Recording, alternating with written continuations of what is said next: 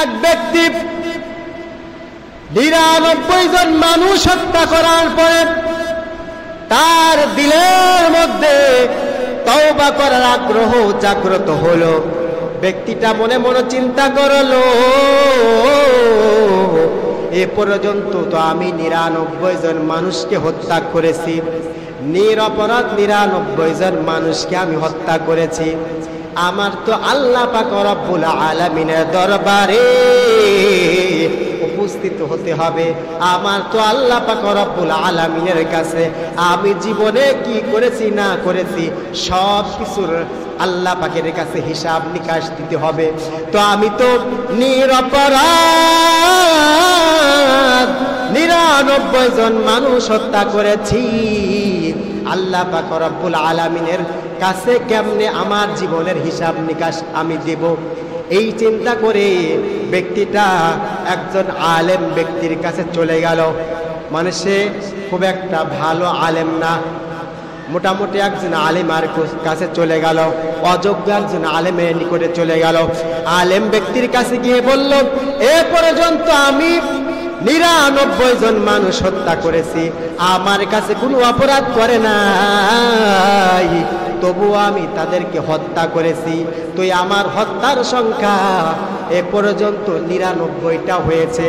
তো আমি যদি এখন আল্লাহ পাক রব্বুল আলামিনের দরবারে তওবা করি, তাহলে আমার আল্লাহ পাক রব্বুল আলামিন, আমার যিনি স্রষ্টা, আমাকে যিনি সৃষ্টি করেছেন, আমার স্রষ্টা আল্লাহ পাক রব্বুল আলামিন কি আমার জীবনের সমস্ত গুনাহগুলো মাফ করে দিবেন। কাতেল ব্যক্তি যখন ওই অযোগ্য আলেম ব্যক্তির কাছে তার এই বিষয়টা পেশ করে, তখন ওই আলেম ব্যক্তি বলে, আরে মিয়া, একটা মানুষের পক্ষে তো সাধারণভাবে একটা মানুষকে হত্যা করা সম্ভব না, আর তুমি বলো নাকি তুমি নিরপরাধ ৯৯ জন মানুষ হত্যা করেছ? না না না, তুমি যদি আল্লাহ পাক রব্বুল আলামিনের কাছে তওবা করো, আল্লাহ পাক রব্বুল আলামিন তোমার গুনাহ কোনোভাবেই মাফ করবেন না। যখন ওই আলেম বেচারা ওই কাতেল ব্যক্তিকে কথা বলছে, তখন কাতেল ব্যক্তি চিন্তা করে, আরে এ পর্যন্ত তো আমি ৯৯ জন মানুষ অযথা হত্যা করে ফেলেছি, ১০০ কোটা পূরণ হতে মাত্র আর একটা সংখ্যা বাকি, অতএব তোমারে দুনিয়াতে বাঁচে রাখা লাভ কি? অতএব তোমাকে হত্যা করে আমার ১০০ সংখ্যাটা আমি পূরণ করে ফেলি। এই কথা চিন্তা করে ওই কাতেল ব্যক্তি ওই আলেম ব্যক্তিকে হত্যা করে ফেলে। কি করে ফেলে? ওই আলেম ব্যক্তিকে হত্যা করে ফেলে। এই আলেমকে হত্যা করার পরে তার কয়টা হত্যা হলো? কথা কোন কয়টা হত্যা হলো? ১০০টা হত্যা হলো। ১০০টা হত্যা করার পরে ওই কাতেল ব্যক্তি বাড়িতে চলে যায়।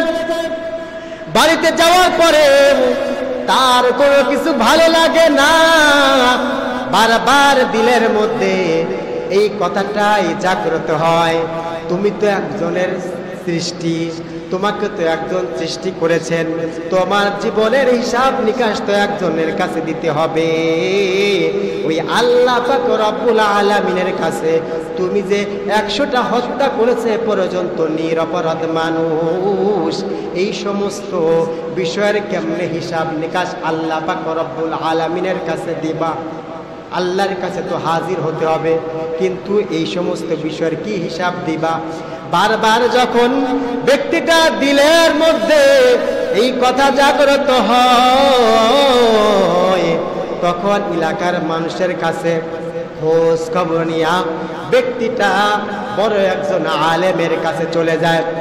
বড় একজন আলেমের কাছে গিয়ে বলে, আমি তো এ পর্যন্ত নিরপরাধ ১০০ মানুষ হত্যা করেছি, আল্লাহ পাকের কাছে যদি আমি এখন তওবা করি, আমার মালিক মাওলা আল্লাহ পাক রব্বুল আলামিন কি আমার জীবনের সমস্ত গুনাহ মাফ করবেন? ওই হত্যাকারী যখন আলেম ব্যক্তির কাছে কথা বলে, আলেম ব্যক্তি বলে, তুমি যদি এখন আল্লাহ পাক রব্বুল আলামিনের কাছে তওবা করো, আল্লাহ পাক রব্বুল আলামিন তোমার গুনাহ মাফ করবেন, এই তো করবেন, পাশাপাশি তোমার গুনাহ পরিমাণ আল্লাহ পাক রব্বুল আলামিন তোমার আমল নামায় সওয়াব লিপিবদ্ধ করে দিবেন।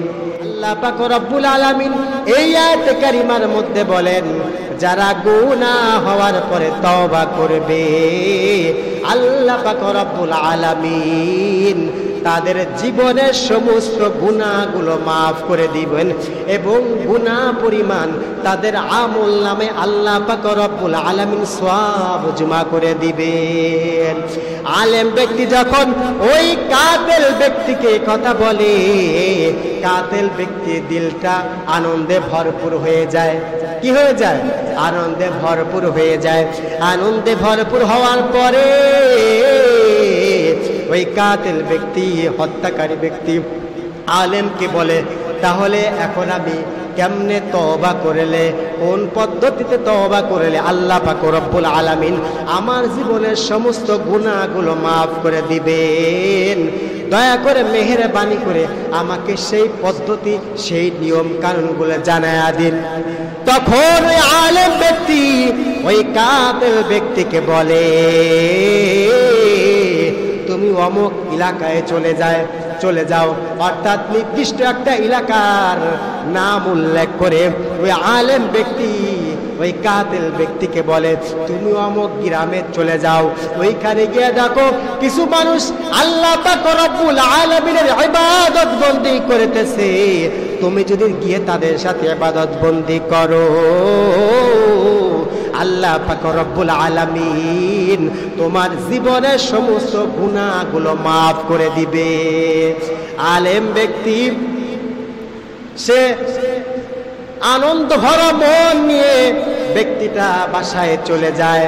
বাসায় গিয়ে প্রয়োজন মোতাবেক আসবাবপত্র নিয়ে সবাই থেকে বিদায় আদায় নিয়ে আলেম ব্যক্তির কথা মোতাবেক নির্দিষ্ট এলাকার দিকে চলে যায়। নির্দিষ্ট এলাকার দিকে কিছু দূর যাওয়ার পরে আজরাইল আলাইহিস সালাতু ওয়াস সালাম ওই কাতিল ব্যক্তির সামনে হাজির হয়ে যায়।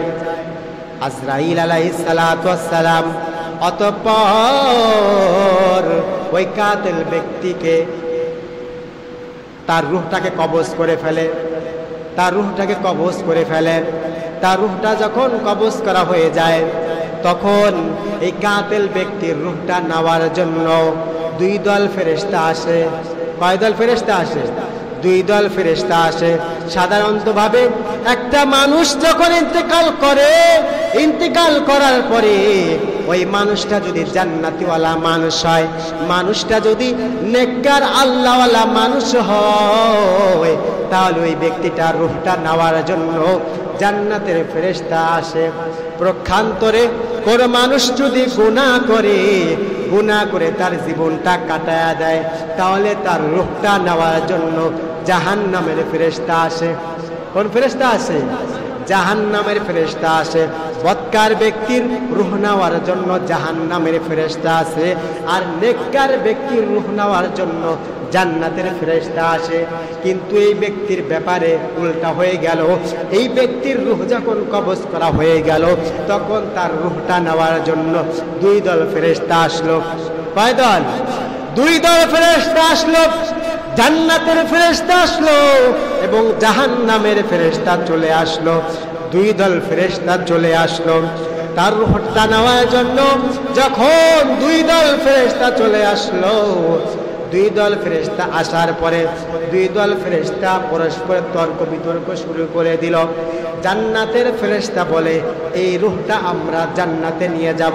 জাহান্নামের ফেরেশতা বলে, না না না, তোমরা এই ব্যক্তির রূহটা জান্নাতে নিতে পারবা না, এই ব্যক্তির রূহটা আমরা জাহান্নামের মধ্যে নিয়ে যাব। দুই দল ফেরেশতা তর্ক বিতর্ক করে। জান্নাতের ফেরেশতা বলে, এই ব্যক্তি যতই গুনাহ করুক না কেন, ব্যক্তিটা শেষ পর্যন্ত তওবার উদ্দেশ্য নিয়ে ইন্তেকাল করছে, তওবা করতে পারে নাই তাই কি, কিন্তু তওবার ফিকির নিয়ে তো ব্যক্তিটা ইন্তেকাল করছে। অতএব এই ব্যক্তির রূহটা আমরা জান্নাতে নিয়ে যাব।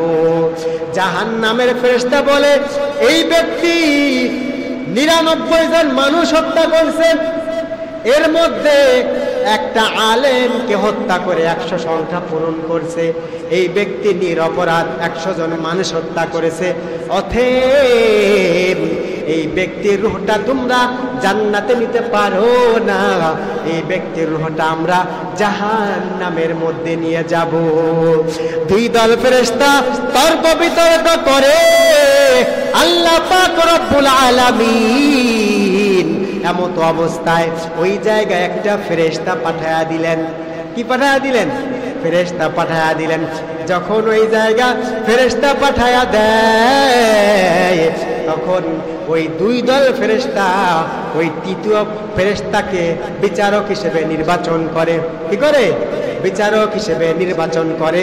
তখন ওই তৃতীয় পক্ষের ফেরেশতা দুই দল ফেরেশতাকে সিদ্ধান্ত দিয়ে দিল, ফয়সালা দিয়ে দিল, এই কাতেল ব্যক্তির দুই দিক তোমরা মাপবা। এই ব্যক্তি যেই দিক থেকে তওবা করার উদ্দেশ্যে এসেছে সেই দিকটাও মাপবা, আবার যেই দিকে তওবা করার উদ্দেশ্যে যাইতেছে সেই দিকটাও তোমরা মাপবা। মাপার পরে যেই দিকের দূরত্ব কম হবে এই ব্যক্তিকে সেই দিকের মধ্যে গণ্য করা হবে। দুই দল ফেরেশতা অতঃপর এই কাতিল ব্যক্তির দূরত্ব মাপা শুরু করে দিল। এদিক দিয়ে আল্লাহ পাক রব্বুল আলামিন ওই ব্যক্তি যেই দিক তওবার উদ্দেশ্যে যাইতেছিল সেই দিকটাকে তার নিকটবর্তী হওয়ার নির্দেশ প্রদান করলেন। আল্লাহ পাক রব্বুল আলামিন যখন নির্দেশ প্রদান করলেন, আল্লাহর নির্দেশ দিতে দেরি, কিন্তু জমিনটা ওই ব্যক্তির নিকটবর্তী হইতে দেরি হলো না। আল্লাহ পাক নির্দেশ দেওয়ার সাথে সাথে ওই কাতিল ব্যক্তি যেই দিক তওবার উদ্দেশ্যে যাইতেছিল ওই দিকটা ওই কাতিল ব্যক্তির নিকটবর্তী হয়ে গেল। আর কাতিল ব্যক্তি যেই দিক থেকে তওবার উদ্দেশ্যে আসতেছিল ওই দিকটা তার থেকে অনেক দূরে চলে গেল। অতঃপর জান্নাতের ফেরেশতা এবং জাহান্নামের ফেরেশতা দুই দল ফেরেশতা ওই ব্যক্তির উভয় দিক মাপলো। মাপার পরে দেখা গেল যেই দিক তওবার উদ্দেশ্যে যাইতেছিল ওই দিকের দূরত্ব এক বিঘত কম, আর যেই দিকে তওবার উদ্দেশ্যে যেই দিক থেকে আসতেছিল সেই দিকের দূরত্ব এক বিঘত বেশি। অতঃপর জান্নাতের ফেরেশতা ওই ব্যক্তির রূহটাকে জান্নাতের মধ্যে নিয়ে যায়। ভাইরা আমার, বন্ধুরা আমার, অতএব আমাদের যার যতই গুনাহ হয়ে যাক না কেন, গুনাহ হওয়ার পরে আল্লাহ পাকে রব্বুল আলামিনের কাছে খালেস দিলে তওবা করতে হবে। আমরা যদি খালেস দিলে তওবা করি আল্লাহ পাক রব্বুল আলামিন আমাদের জীবনের সমস্ত গুনাহগুলো মাফ করে দিবেন।